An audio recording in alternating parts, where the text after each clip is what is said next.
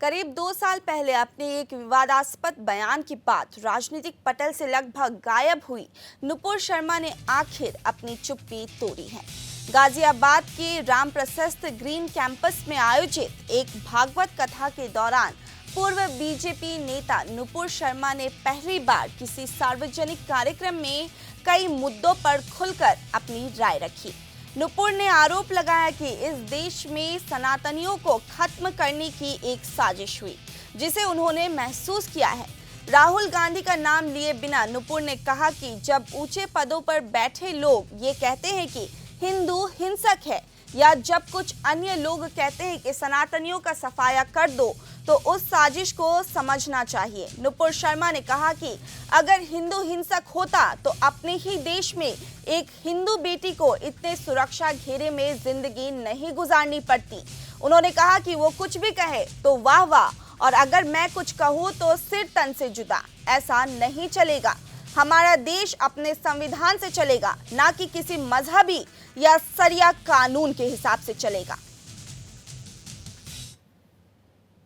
मैं इतना कार्य करती हूं नहीं, ये धर्म इकलौता मेरा नहीं है, ये सब हम सभी का है, और इसकी रक्षा केवल मैं करूं, ये उद्देश्य भी मेरे हिसाब से इस लायक शायद मुझे भगवान ने समझा भी नहीं है।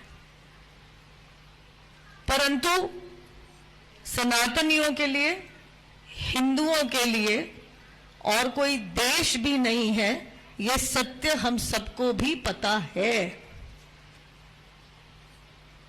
जब ऊंचे पदों पर बैठे लोग कह देते हैं हिंदू हिंसक हैं, ऊंचे पदों पर बैठ के लोग कह देते हैं कि हिंदू सनातनियों का नरसंहार कर दो, दो बात कहूंगी। जो मैंने देखा है पिछले 2 साल में, सनातनियों का नरसंहार करने की कोशिश की गई, क्योंकि शायद व्हाट्सएप पे, फेसबुक पे कुछ लिख दिया और कुछ ऐसा उल्टा सीधा नहीं लिखा। और अगर हिंदू हिंसक होता तो एक हिंदू सनातनी बेटी को इस सुरक्षा घेरे में अपने ही देश में अपनी आजादी गंवा के रहने की नौबत नहीं आती।